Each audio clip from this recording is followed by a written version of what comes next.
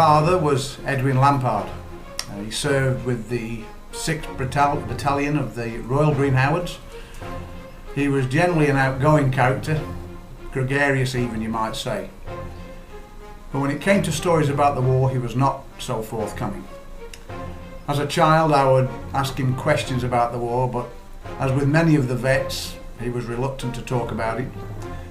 My brothers and I knew a few things, and my mum would expand on a few details, but it was difficult to get Dad to talk about his experiences. We knew he'd been wounded, for example, and he would show us the scars up his back. He was even removing fine pieces of shrapnel from his back well into his 60s and beyond, probably. That's why it was so fascinating when in 2000, as part of the Millennium celebrations, his local radio station, High Peak Radio, went to his house and interviewed him. They were particularly interested in his personal account of D-Day. As a family, we're so glad they did, because his story is worth telling. Just recently I was watching an SBS television programme called World War II, The Last Heroes. They interviewed some fascinating guys, and I thought it was worthwhile revisiting my dad's account using their footage as a backdrop.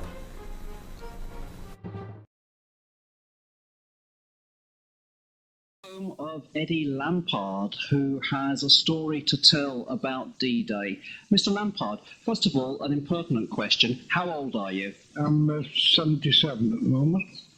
And what was your part that you played on D-Day? Well, quite a big one actually, but that's beside the point. Well, we had a difficult job to do. First of all, we trained for D-Day for 6 months. 2 weeks before D-Day, I and another lad had to go down to Southampton, where we were met by a lot of red cap boffins, etc. And 10 other lads from 5 different regiments had to go, and we went into a lecture room where we had a lecture by a brigadier, and he explained to us the beach we was landing on, it was shale, and as there was a bulldozer on each of our landing craft, it would make a hole in the ground, and we couldn't have the bulldozers being stuck because it was attempting to get to the shore. And so they devised this bobbin, which was 6 foot high, 8 foot wide. And it was covered in a coconut mat 3 inches with iron bars running through it so it would sink to the bottom. And our job was to push this down the ramp, the bulldozer to follow. Okay, well, we rehearsed this manoeuvre across a river. Well, it was a gentle running river near Southampton, and it was a piece of cake. We just went down the ramp into the river, waist high, and then the other lot did it, and we all did this. We thought, well, that's not so bad, till it come to D-Day. Well, I was sick all the time on the boat, 2 days on a flat-bottom boat. I was a very poor player. So I didn't come out of the bulk or the toilet until an hour before landing. Got in front of this bobbin, because looking round, there was that many things happening, it's hard to take in. Ships blasting away, rocket ships firing at the beach. And that's funny, my morale, I wasn't scared. I was bloody fed up, telling the truth, of being sick. Anyway, we pushed the bobbin down the ramp, and instead of it being waist high, it went straight up to the neck. Well, I'm 5'9", a bit over actually. Well, the young lad with me had never been in action before. He only joined the battalion about 2 months ago. Only young lad, but fortunately for him, he was 6 foot. He turned to me and said, "I can't swim." I felt like so well when he said, "Another fire mess you got me into, That's how it felt like. I said, "Well, don't worry, let's just push the bobbin, that'll float, and it'll keep us upright." So this is what we did. But you have to bear in mind, all the time, there was bullets spitting up at each side. There was shell bursts, shells overhead as well, plus the stuff coming back over our heads to the beach. And the tendency was to run, but you can't run in water.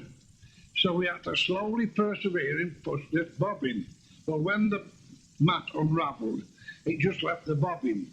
So we thought we'll use this as a platform to go to, but unfortunately it got picked up by a current and started going sideways. I thought, well, if we follow this, we'll finish up on the wrong beach. So we walked straight ahead. And we staggered up the beach, you know. This tendency to run all the time. And you couldn't. And it's a good job, otherwise we might have drowned. Which beach was it that you were landing on? Gold Beach.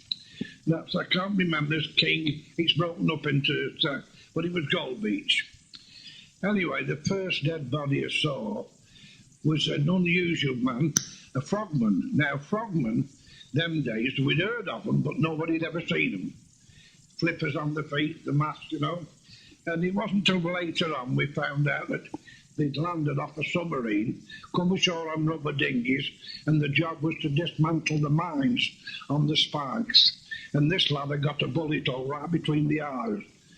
And well, one time I used to say to myself many times, well, he wouldn't know what hit him, you know. In front of him was a lad on his knees, prodding the beach with a bayonet. I said something to him. He says, I don't know where my mate's gone, so there must have been two of them. He probably run off. But anyway, we staggered up to the beach, me and this lad out. And of course, with no equipment, just a uniform, tin hat on. So we scraped a hole into a sand dune and took ourselves in there. And consequently, we saw the next wave come in. And that was quite horrendous. I often said, I wish I could have had a camera to photograph this, you know. And when you see a landing craft with 30 infantry lads in, hit one of them mines and see the lot go up, not just the bodies, parts of the bodies. Well, it's something you can never forget. The whole front of the, but you have to shut your mind up to that. Anyway, after about an hour, all our vehicles got off. We got off the beach. And from then on, till 7:30 at night, we never stopped advancing, digging in, advancing, digging in. It went on till 7:30, which makes it a hell of a long day. I had blisters on both hands. We're digging in. Because when you're a good soldier, you learn to dig in. That's important. Well, we got to this place and the CO said, right, we're stopping here for the night, just a mile off our D-Day objective, which was a wireless station. So we didn't do so bad under the circumstances. Of course, we just dug in again when the platoon sergeant come to me, says, you, Lampard, and another lad, report to Ballant Battalion Headquarters. Take your shovel and a brand gun with you. So I thought, bloody hell, to myself, you know. So off we go. Meet the adjutant. He points out to us that we should be linking up with the Americans on the right, but they've been held up on the beach over. We've got to dig in behind battalion headquarters. He says, now, if anybody comes from that direction, they're the enemy. Don't forget, halt them. If they don't answer, shoot them. So that was the job. So we did this job, dug in again, red guns, and I said to the lad, we better keep whispering to each other because we are finally going to sleep. It's so easy, a long day like that. Anyway, about 2 o'clock, this adjutant come back again.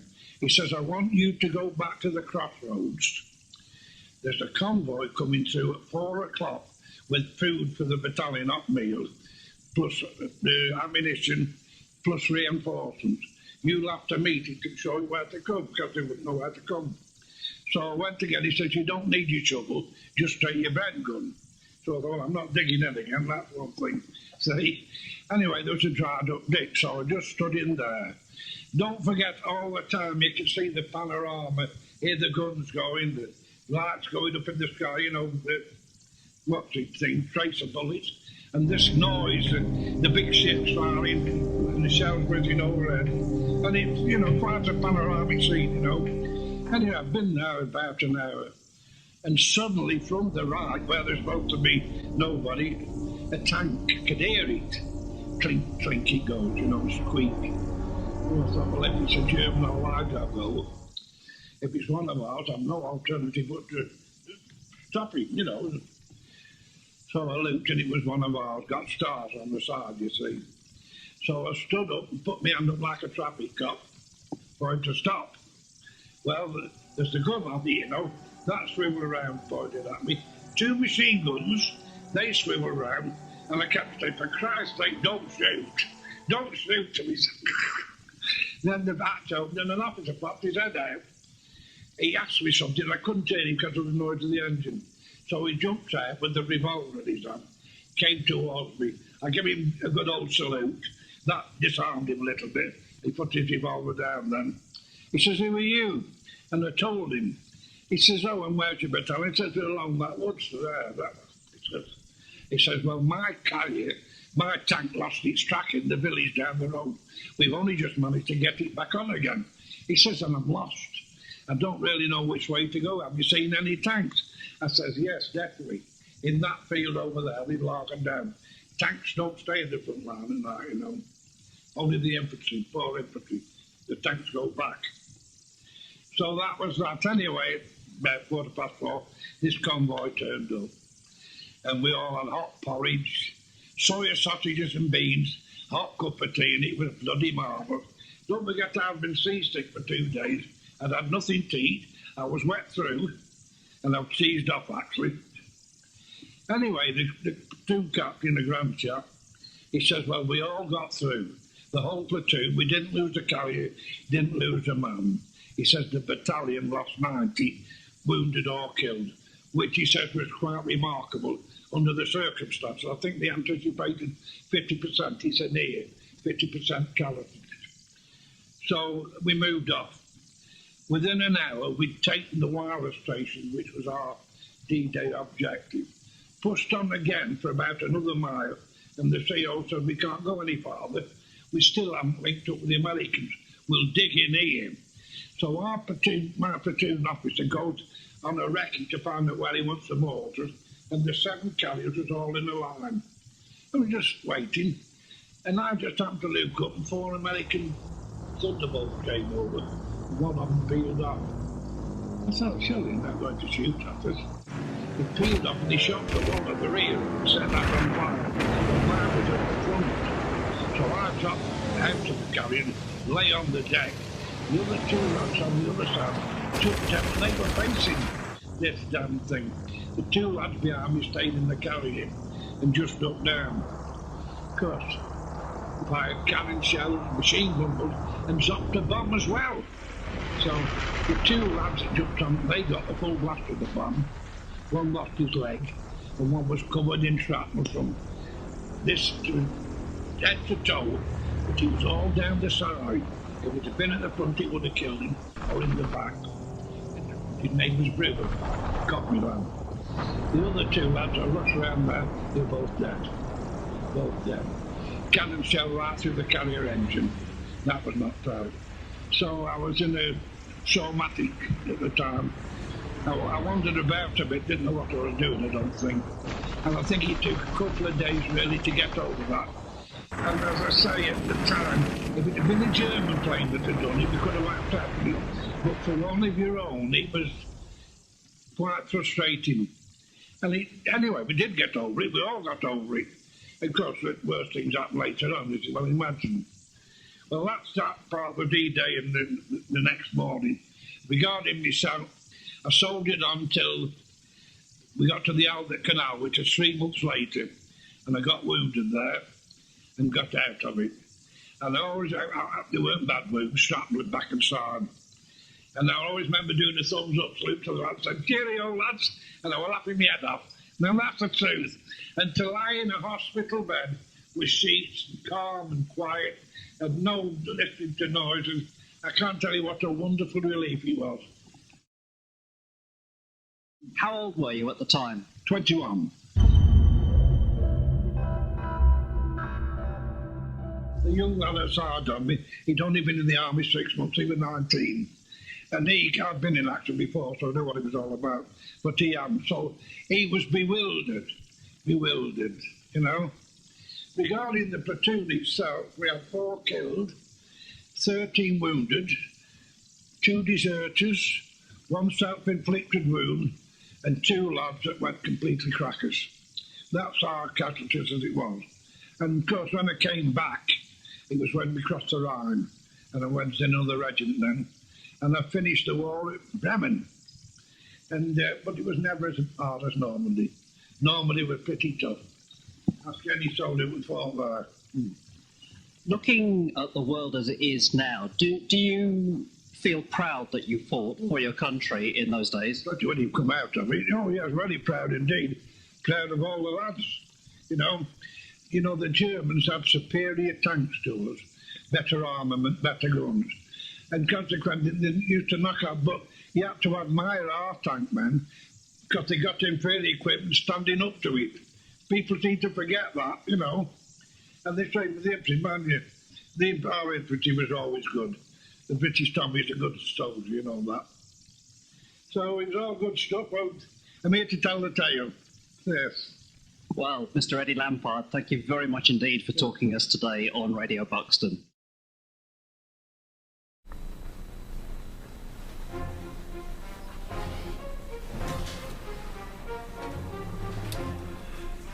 Just before he died, and when he was in hospital in fact, I told him I had contacted his old regiment and had sent them a tape of his account for their archive. They kindly wrote back and also sent a pamphlet describing a recent event in Crepon in Normandy where the King of Norway, no less, had opened a statue commemorating the Green Howards. The local folk had never forgotten that the Green Howards had in fact liberated the village from the Nazis. On the back of the pamphlet it listed by name the guys from the regiment who had died during the D-Day activities. My dad read the names and replaced their first names with the nicknames that he had remembered them by. It made him cry, and it made me cry too. But he was so proud, and it was a lovely moment.